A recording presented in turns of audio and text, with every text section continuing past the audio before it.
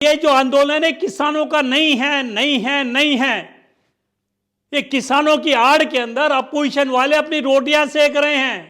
ये जो किसान आंदोलन हो रहा है, पूरा का पूरा किसान आंदोलन जो है, इट इज, मैं कहूं अगर वन वर्सेस ऑल, ये वो चीज है। One versus all means Modi one and total opposition is all. It's a fight between Modi and the total opposition. और मुझे तो आज अपने आप पे शर्म आ रही है, वकील होने के नाते अपनी जुडिशरी पे मुझे शर्म आ रही है, अपने देश पे शर्म आ रही है कि इतनी 45 दिन से इन्होंने पब्लिक को परेशान कर रखा है। और जितनी अपोजिशन पार्टी है, जितनी देश तोड़ो ये है पार्टियां हैं, टुकड़े टुकड़े गैंग जो है, जो खालिस्तानी फोर्सेस हैं, which are backed by the Pakistan and the Chinese people, वो हमारे लोगों को परेशान करे। 45 दिन तक उन्होंने दिल्ली को पूरा सीज कर रखा है। बाहर से ना लोग आ पा रहे हैं, ना जा पा रहे हैं। जिन्होंने इलाज कराना वो क्या करेंगे बेचारे, कितने इनके साइड इफेक्ट्स अब तक उनको हो चुके होंगे, कितनी प्रॉब्लम हमारे देश के वासी बिगड़े हैं। उसके बावजूद ना तो हमारी गवर्नमेंट सख्त होना चाहती है इनसे, जबकि ये हर बार प्रवोक करे सरकार को कि आप हम पे डंडे बरसाओ, गोलियां बरसाओ, ताकि हम उसको बहुत बड़ा जिहाद का रूप दे सकें। और हमारी सुप्रीम कोर्ट भी चुप होकर बैठी हुई है, वो भी इसके ऊपर कोई टाइमली एक्शन नहीं ले रही है, जबकि पता है timely justice is the justice, delayed justice no justice. ठीक उसी तरह जैसे सीए का वहां पर प्रदर्शन हुआ था शाहीन बाग के अंदर, कितनी परेशानियां लोगों को हुई थी। क्या पब्लिक का कोई फंडामेंटल राइट नहीं है? क्या इन्हीं का राइट है? क्या हमारे संविधान में किसी को ऐसा राइट दिया गया है जो कि दूसरे के राइट को कन्फ्लिक्ट करे, उसको बिल्कुल निरस्त कर दे, वो बेचारा विदाउट राइट हो जाए, सारा राइट मैं ही करूंगा क्या उसका? क्या फंडामेंटल राइट अब एक पर्टिकुलर कम्युनिटी रह गया है, पर्टिकुलर पार्टी के लिए रह गया है कि वो जहां चाहे रास्ता रोक ले? 45 या 60 से 2-2 महीने तक रास्ता रोक के रखे और पब्लिक का आना जाना बिल्कुल बंद कर दे एज इट इज, कि साहब वो जो पब्लिक है वो सिटीजन ऑफ द कंट्री नहीं है, उनका कोई फंडामेंटल राइट नहीं है, इन्हीं का राइट है। तो मैं सरकार से यही एक गुजारिश करता हूं, या तो वो सख्ती करके इनको हटाएं, क्योंकि ये किसान नहीं है। किसान की आड़ के अंदर एक नेता लोग बैठे हुए जिन्होंने अपना उल्लू सीधा करना है। वो अपने आगे का ग्राउंड बना रहे हैं कि किस इलेक्शन में लड़े और जीत करके आए। उनको किसानों के इससे कोई लेना देना नहीं है।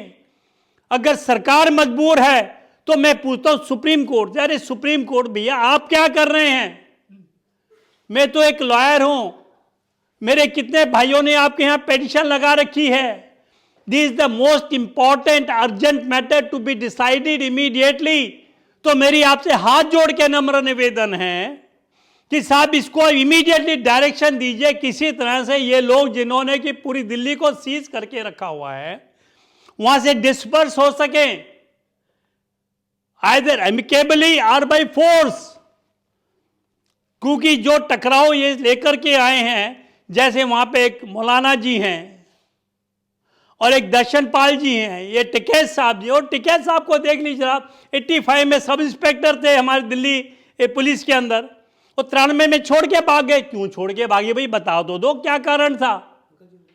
जब आपने कितनी मेहनत करके सब इंस्पेक्टर की पोस्ट ली है, लोग तो एक कांस्टेबल के लिए परेशान हो जाते हैं, किसी तरह में कांस्टेबल की मिल जाए, और लाखों रुपए खर्च करने को तैयार है दिल्ली पुलिस में।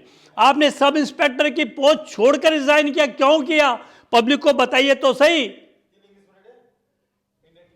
ठीक है, आपके पिताजी थे, आपको उनकी उसमें से विरासत में से ये मिला है आपको किसानों का नेता होने का।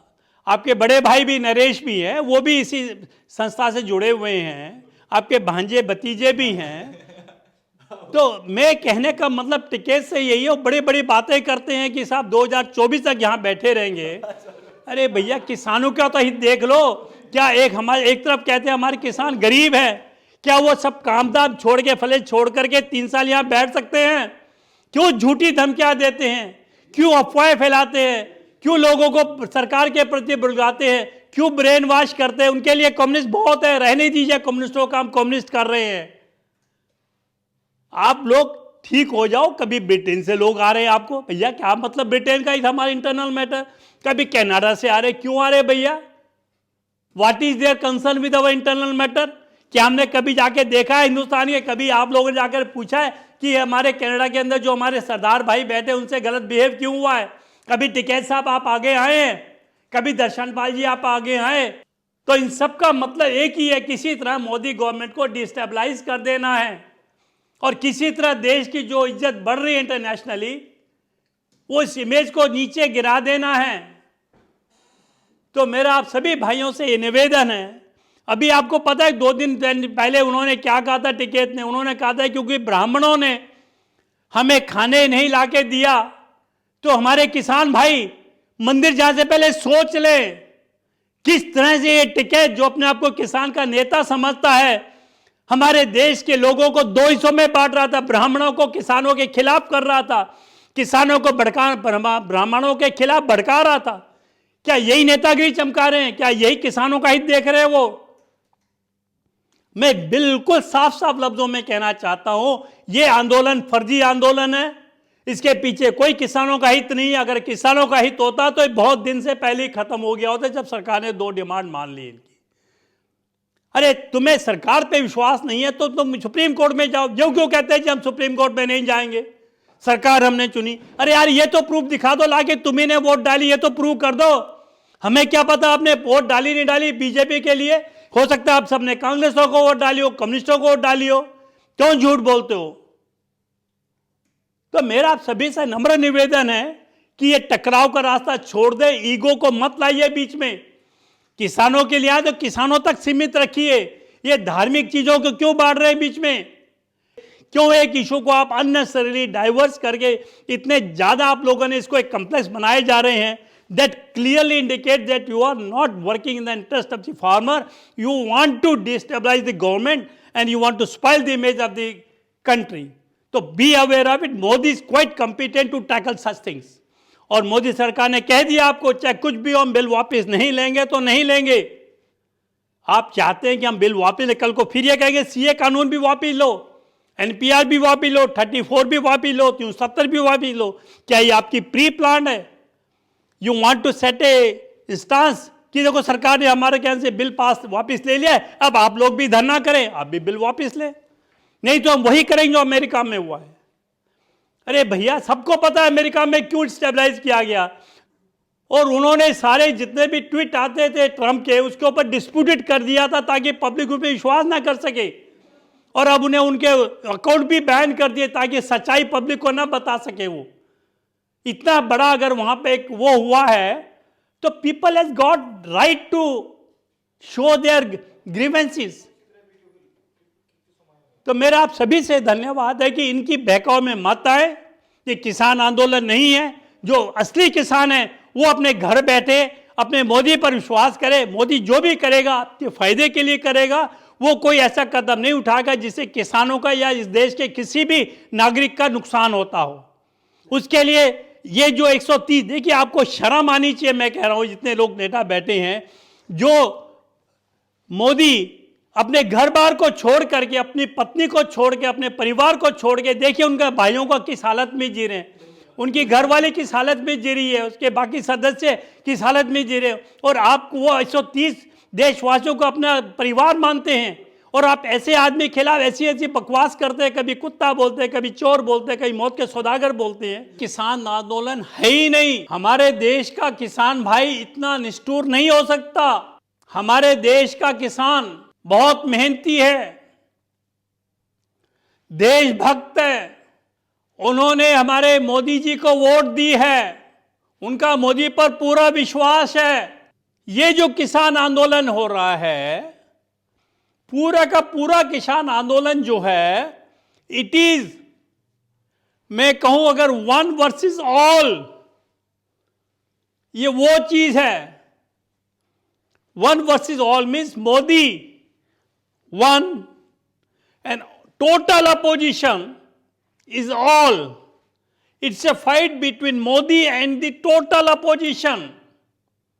And not only the opposition, but even foreign forces also.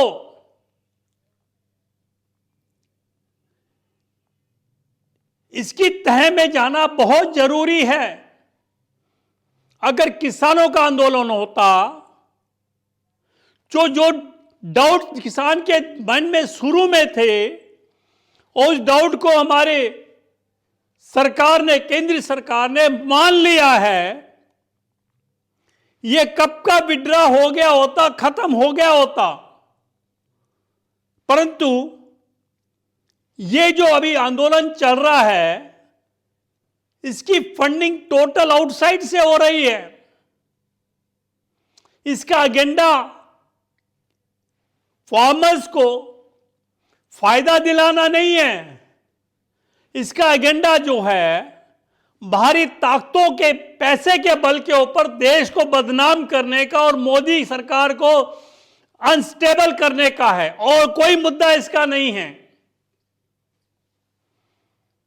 अभी जो अमेरिका में हुआ है, माना कि मैंने ट्रंप ने अपने फॉलोअर्स को बुलाया था, परंतु उन्होंने ऐसी जो नीच हरकत है तोड़फोड़ के लिए और डेमोक्रेसी को नीच स्तर पे लाने के लिए कभी नहीं बोला था। उसके फॉलोअर्स के बीच में कुछ एक एंटी नेशनल एलिमेंट, जो कि हमारे देश में बहुत बड़ी संख्या में उपलब्ध हैं, वो आकर उन्होंने पूरा का पूरा जो उनका मकसद था वो खत्म कर दिया, और एक ऐसा सीन पेश किया वर्ल्ड के सामने कि ट्रंप को माफी मांगनी पड़ी। और तो और अब जो लोग हैं वहां पर डेमोक्रेट्स, वो कहते हैं इनके ऊपर महाअभियोग चलाओ। अरे भैया मुझे बताओ, उसने कौन सा ऐसा गलत काम किया ड्यूरिंग देयर रेन्स? और इसी चीज को शशि थरूर ने भी ये कहा, और योगेंद्र जी के भी एक कहीं अभी जिक्र किया था कि ये जो अमेरिका में हो रहा है, ये सब, इसमें हमारे मोदी भक्त भी इन्वॉल्व हैं। अरे भैया, जो वो वहां पर हिंदुस्तान का जो झंडा लेकर खड़ा हुआ था, वो कौन था? वो मोदी भक्त था क्या? वो तो शशि थरूर, जो कि हमारे कांग्रेस के बड़े माने हुए एमपी हैं, उनका दोस्त था, उनका फॉलोअर था। और शशि थरूर ये कह रहे हैं कि साहब हमारे वो जो है झंडा वहां पर क्यों? यही बात वरुण गांधी ने भी बोली है। तो कहने का मतलब वो इनडायरेक्टली डायरेक्टली ये कहना चाहते हैं, अगर किसान आंदोलन में जो उनकी सो कॉल्ड डिमांड्स हैं, अगर वो नहीं मानी गई, तो जो कांड अमेरिका में हुआ है वो कांड यहां क्यों ना हो जाए? एक उन्होंने रास्ता जो है पब्लिक को दिखाने की कोशिश की थी। ये कांग्रेस का जो आईना है, मैं दिखा रहा हूं आपको। मान लिया कि सोनिया गांधी नहीं है हमारे देश में अभी, राहुल गांधी भी हमारे देश में अभी नहीं है, परंतु उसके पीछे जितने भी कांग्रेसी हैं उनको एक इंप्लाइड कंसेंट मिली हुई कि ऐसे ऐसे बातें कहें जो कि देशद्रोही हों। अरे अगर आप अपोजिशन पार्टी में हैं और आपको पब्लिक ने नकार दिया है और आपकी जो रेपुटेशन है बहुत नीचे गिर गई है, तो आप ये चाहते हैं कि सब मिलकर के मोदी को उखाड़ फेंकें। अगर मोदी नहीं उखड़ पाया तुमसे, तो देश को बर्बाद कर देंगे। भैया मैं पूछता हूं, जो कट्टर कम्युनिस्ट हैं, जो खालिस्तान के बंदे वहां बैठे हैं, बब्बर खालसा का जगतार सिंह वहां पर है, और तो और निहंग वाले वहां पर हैं, श्री गुरुद्वारा प्रबंधक कमेटी के बंदे वहां पर हैं, क्या ये किसान हैं? जो एक्चुअल किसान है उनको तो उन्होंने भगा दिया पीछे, और एक एजेंडा नया इन्होंने खड़ा कर दिया कि हमारी पूरी मांगे मानो, और ये मोदी मानेगा। नहीं मानेगा तो हम 2024 मई तक यहीं बैठे रहेंगे। आई एम रियली सरप्राइज्ड, मुझे बड़ी इस बात की सुनकर हैरानी हुई। अरे भैया, तुम्हारे पास 5 साल का 4 साल का राशन का पैसा कहां से आएगा? अब कैसे मैनेज करोगे 4 साल तक इस मूवमेंट को कंटिन्यू करने के लिए? जरा बता दो दे आपकी फंडिंग एजेंसीज कौन कौन सी हैं? चाइना से कितना पैसा आपको मिल रहा है इस देश को तोड़ने के लिए? इस देश की जो एग्रीकल्चर की जो है उसको बिल्कुल अनस्टेबल करने के लिए कितना पैसा चाइना से आया आपके पास? बता दो दे। वो पैसा कनाडा के थ्रू रूट होके आ रहा है या अमेरिका के रूट थ्रू होके आ रहा है या ब्रिटेन के थ्रू आ रहा है? कहां से आ रहा है पैसा? वो पाकिस्तान में बैठे हुए लोग इस मुद्दे के अंदर ऐसा क्या उनको खास नजर आ रहा है कि वो भी इसके अंदर इन्वॉल्व हो रहे हैं? मेरा नटशल कहने का मतलब ये है कि कांग्रेस ने 70-75 सालों को इस देश के अंदर राज किया है अपने लेफ्ट और राइट हैंडर के साथ। एक तरफ इस्लामिक फोर्सेस थी उनके साथ, एक तरफ कम्युनल फोर्सेस थी कम्युनिस्ट वालों की। ये दोनों को उन्होंने शील्ड करके रखा था, दोनों को खुश करते रहे थे। आज वही कारण है कि आज देश के अंदर है वो इतनी ताकतवर हो चुकी हैं कि it has become very difficult. और एक आम हिंदू ये सोचता है कि मुझे इस देश के अंदर रहना एक गुनाह है। और इसी तरह कम्युनिस्ट जो है इतनी ज्यादा हो गए हैं हमारे देश के अंदर, उनके वेल विशर इतने हो गए, उनके स्लीपर सेल दोनों के इतने ज्यादा हो गए हैं कि हिंदू जो है वो रहने से घबरा रहा है, उसको नहीं पता कब मेरा कत्ल हो जाएगा। तो साहब ये 70-75 सालों का जो नासूर इस देश के अंदर बोया गया है, जिनको पाल पोस करके बड़ा किया गया है, किसने किया? कांग्रेस ने किया, चाइना के साथ हाथ मिलाकर किया। पहले पूरी इंडस्ट्री जो हमारी उसे खत्म कर दिया, अनाप शनाप चीजें वहां से इंपोर्ट करी, एक्सपोर्ट बंद कर दिया लगभग। और वो चीजें इंपोर्ट की जो हमारे लिए जीरो सिद्ध हुई, बेकार सिद्ध हुई। हमारी लोकल इंडस्ट्री खत्म हो गई, एक्सपोर्ट खत्म हो गया, फॉरेन रिजर्व जीरो पे आ गया, हमारा देश चारों तरफ से टूटने के कगार पे आ गया था। आज वो देश हित की बात कर रहे हैं। अगर हम करते हैं तो उनको कहते हैं कि साहब who are you give to give us a certificate. तो यही अगर हम देश के लिए बात करते हैं, देश हित को सर्वोपरि रखते हैं, तो हु आर दे टू से भाई आप लोगों को सर्टिफिकेट किसने दिया है देश हित के लिए काम करने के लिए? तो क्या वो ये चाहते हैं कि हम सब मिलकर के देश के अगेंस्ट काम करें, देश को तोड़ने का काम करें? ये टुकड़े टुकड़े गैंग, जिसमें अभी आपको पता है रिसेंटली कड़कड़डूमा के कोर्ट के अंदर उनके खिलाफ चार्जशीट फ्रेम हो गई। ताहिर हुसैन थे, उनके खिलाफ चार्जशीट हो गई है। वो प्राइम मिनिस्टर कोर्ट ने होल्ड किया है कि I am satisfied with the contents of the final report filed by the police and I am chargesheeting them. ऐसे ऐसे लोगों के फेवर में अगर वहां नारे लगेंगे तो क्या ये एक फार्मर के हित की बात हो रही है? अगर मैं किसान हूं तो मेरा मकसद सिर्फ ये होना चाहिए कि मेरी फसल का उचित मूल्य मुझे मिलना चाहिए, एक उचित वातावरण मुझको मिलना चाहिए, मुझे फैसिलिटी मिलनी चाहिए कि मैं किस तरह से अपनी जमीन को ज़्यादा से ज़्यादा उपजाऊ बना सकूं और ज़्यादा से ज़्यादा इसमें पैदावार कर सकूं और ज़्यादा से ज़्यादा मैं पैसा कमा सकूं और देश की जो ये फूड प्रॉब्लम है वो सॉल्व हो सके और हम लोग थोड़े से धन से आने के बाद हम थोड़ा आगे बढ़ सकें। पर यहां तो माजरा ही उल्टा है। अभी मैं कल परसों वालों को सुन रहा था, वो कहने की जो प्राइम मिनिस्टर है ये तो हमारे झूठे बर्तन साफ किया करता था, ये कैसे प्राइम मिनिस्टर बन गया? ये तो मुझे शब्द कहते बड़ी शर्म आ रही है नरेंद्र मोदी के लिए।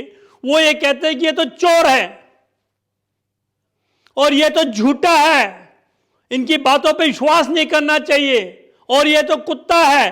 मैं आपसे पूछता हूं, कुत्ता तो बड़ा ऑनेस्ट होता है, बड़ा वफादार होता है। अगर कोई मुझे कुत्ता कहता है तो मैं तो खुशी होती है कि मुझे कम से कम उसने वफादार तो समझा, कम से कम उसने इतना तो समझा कि मैं उसको धोखा नहीं दूंगा।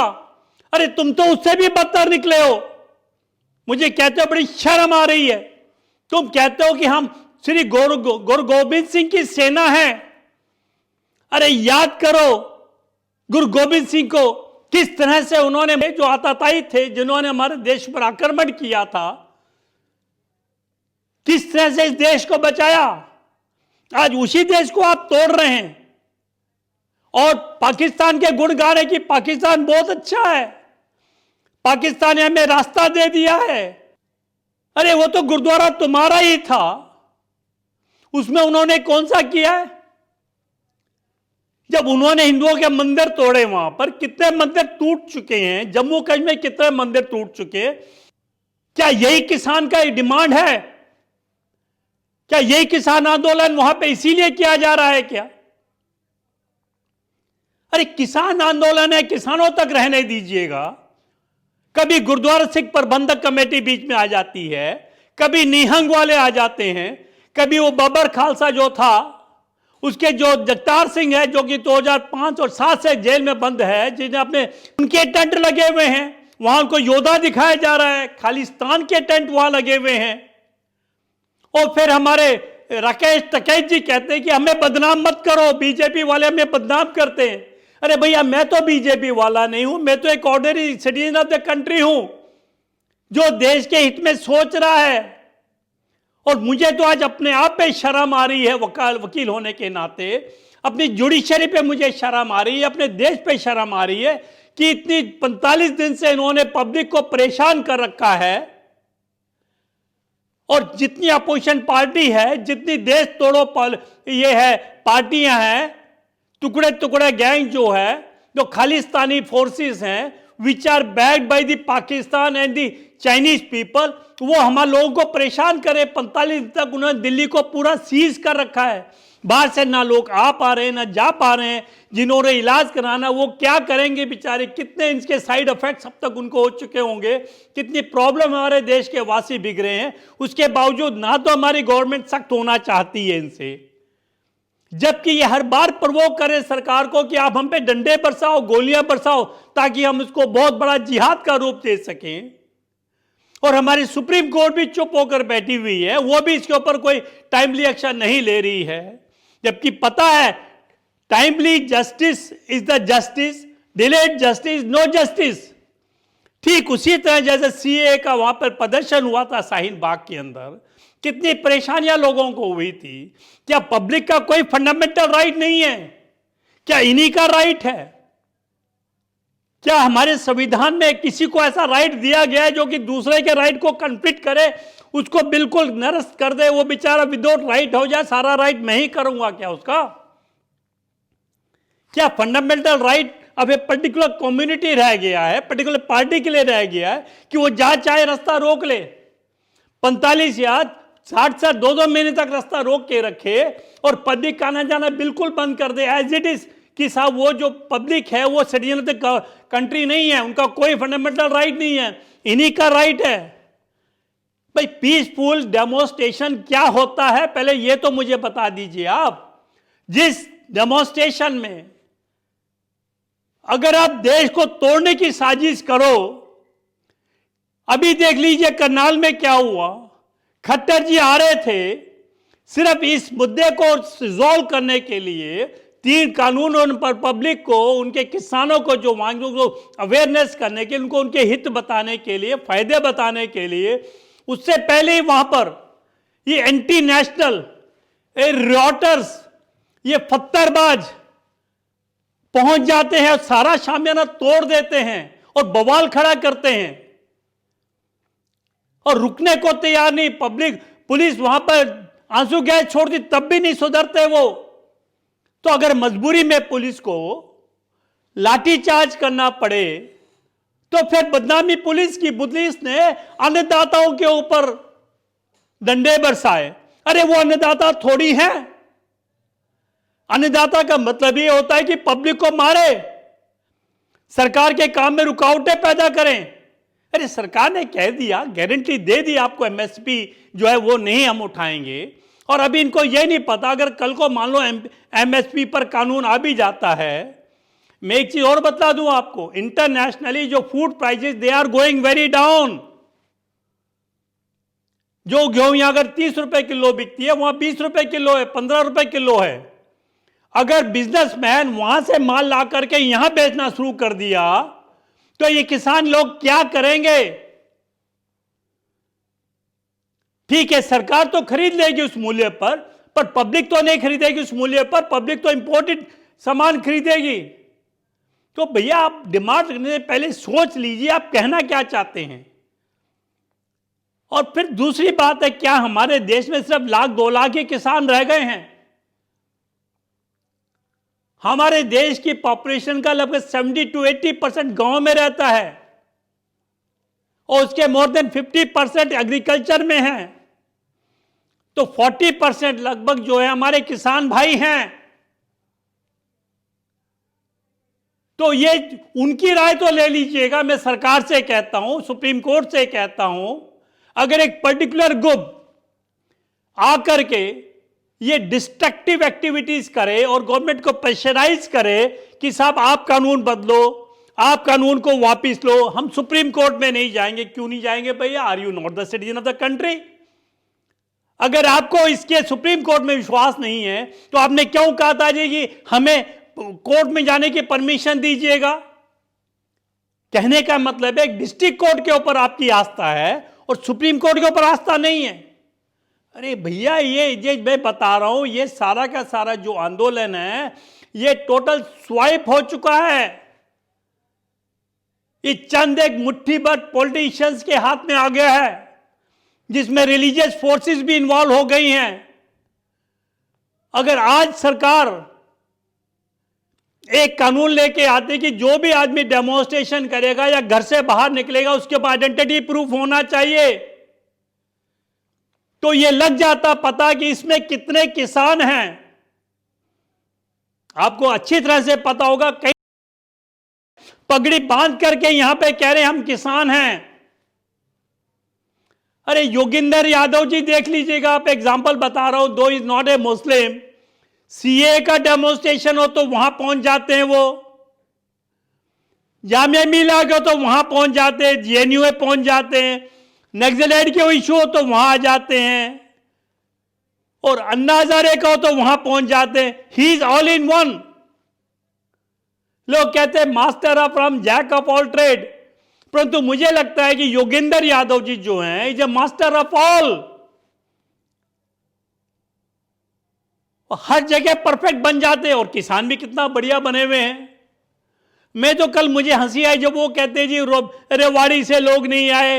लोग क्या सोचेंगे हिस्ट्री के अंदर कि बताओ जी हमारे रेवाड़ी से लोग नहीं आ रहे, हरियाणा से लोग नहीं आ रहे। Rather he was motivating. अरे आंदोलन स्वेच्छा से होता है। अगर ये आंदोलन वाकई में जो जेन्युइन किसानों का होता तो किसान खुद ब खुद आते, उनको किसी भाड़े के ट्रैक्टर की, बसों की जरूरत नहीं होती। अन्ना हजारे ने आपका आंदोलन किया था, उसने कितने पैसे दे दे के बुलवाए थे मुझे ये बता दीजिएगा। कोई भी अगर आंदोलन पब्लिक का होता है, पब्लिक खुद उसको फाइनेंस करती है, खुद आगे आती है। पर ये जो आंदोलन है किसानों का नहीं है, नहीं है, नहीं है। ये किसानों की आड़ के अंदर अपोजिशन वाले अपनी रोटियां सेक रहे हैं। अभी देखा था मैंने एनसीपी के जो शरद पवार जी आए हैं, वो कह रहे कि हम डिसाइड करेंगे कि ये जो है कांग्रेस, जो किसान आंदोलन का आगे का क्या होगा।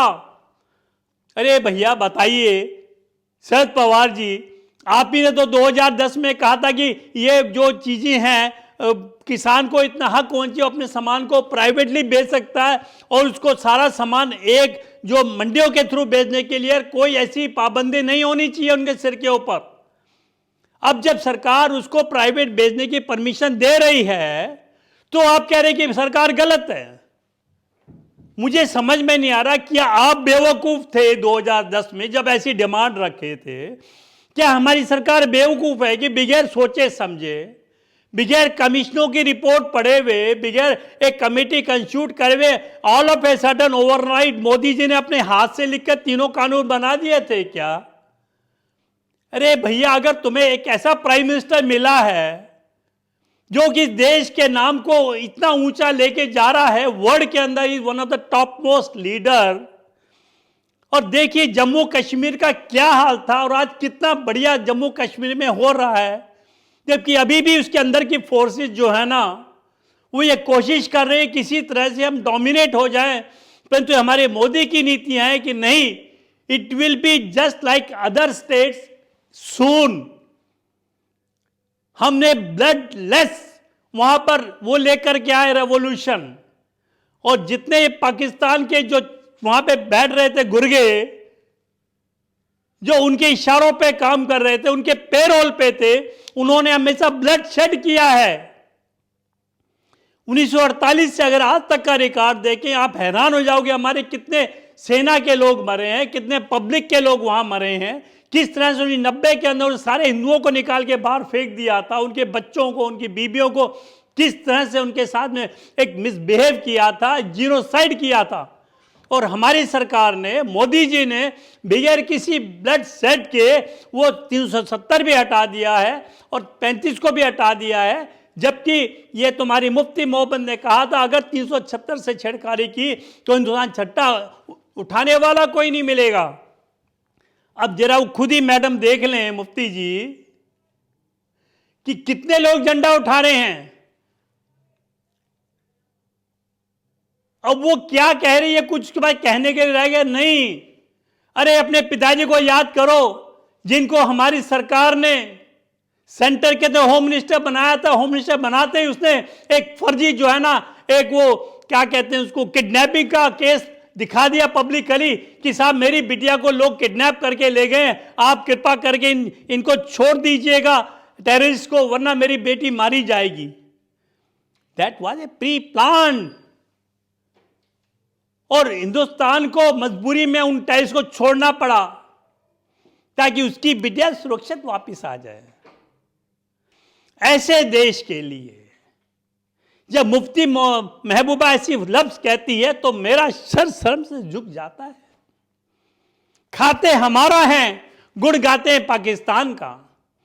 इसमें 80 से 90% जो हैं, जो वहां पे एजिटेट कर रहे हैं, एजिटेशन जो है status, they are from Punjab. तो ये जो आंदोलन है किसान, ये आंदोलन पूरे देश का नहीं है, it is a localised one, mainly pertaining to the Punjab, जहां की अकाली दल दोबारा पावर में आने की कोशिश कर रही है। क्योंकि अकाली दल ने बीजेपी के साथ छोड़ दिया है, अब वो अपने लिए ग्राउंड तैयार कर रही है। अगर किसी तरह से एक कानून वापसी हो जाए तो अगला इलेक्शन अकाली दल अकेले लड़ेगी, बीजेपी को भी अलग कर देगी। अब देखिए आप हमारे केजरीवाल जी हैं, कहते हैं फ्री वाईफाई देंगे हम आपको। अरे शर्म करो, दिल्ली में तो फ्री वाईफाई लगा नहीं सके, दिल्ली वालों का पैसा आप ऐसी एंटी नेशनल एक्टिविटी में लगाओगे। आपने बुजुर्गों की परवाह नहीं करी, लेडीज को कहते हैं डीटीसी में फ्री ट्रैवल करो। बुजुर्ग आपके दुश्मन थे क्या, सीनियर सिटीजन? उनके लिए आपने कोई सहूलियत नहीं करी। दिल्ली वासियों के लिए आपने कोई अभी तक वाईफाई नहीं दिया। उनके लिए जहां की टेररिस्ट बैठे हुए हैं, जहादी लोग वहां बैठे हुए हैं, कम्युनिस्ट बैठे हुए हैं, लेफ्टिस्ट जो कि देश को तोड़ने को तैयार रहते हैं, ऐसे लोगों के लिए आप वाईफाई दे रहे हैं। क्यों? क्योंकि आपका अपना इंटरेस्ट है जी, आपको किसानों से कोई लेना देना नहीं है। आपने खुद वो तीनों कानून अपने लागू किए थे बैठ करके अपने दिल्ली लेजिस्लेटिव असेंबली में, वो तब क्यों लागू किया जाता? आपका दिमाग काम नहीं कर रहा था क्या? अब ज्यादा दिमाग कर रहा है कि पब्लिक की, किसानों की वो लेने के लिए आपने वो एक असेंबली के अंदर फाड़ के दिखा रहे हैं और जाके उनके साथ बैठ रहे हैं, इसलिए कि आपको पंजाब के अंदर इलेक्शन करके आपको वोटें मिल जाएं, आपकी सीटें आ जाएं। और दिल्ली को तो उजाड़ दी, अब आपको पंजाब को उगाड़ने की बारी आ रही है। लानत ऐसे आईटीएंस के ऊपर। तो कभी कभी जब भी मैं ना एक तरफ अखिलेश और एक तरफ तुम्हारे ये केजरीवाल, दोनों को कंपेयर करता हूं, अरे पढ़े लिखे पॉलिटिशियंस का ये हाल है तो लालू यादव को क्यों बदनाम करूं मैं? वो तो बेचारे इतने पढ़े लिखे नहीं थे।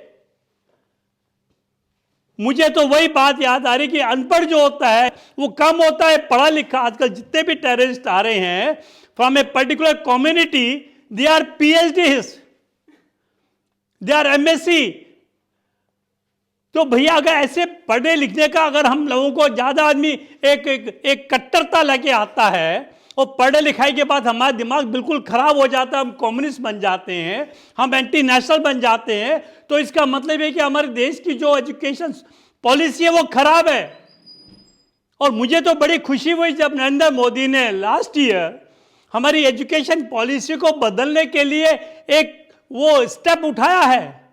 और सच्चाई तो यही है कि हमारे देश की जो एजुकेशन है वो आने वाली पीढ़ियों को देशभक्ति न दिखा करके और ऐसे रास्ते पे ले जा रही है जहां की वो उनकी जो घर टूट रहे हैं, सोसाइटी टूट रही है, स्टेट टूट रही है।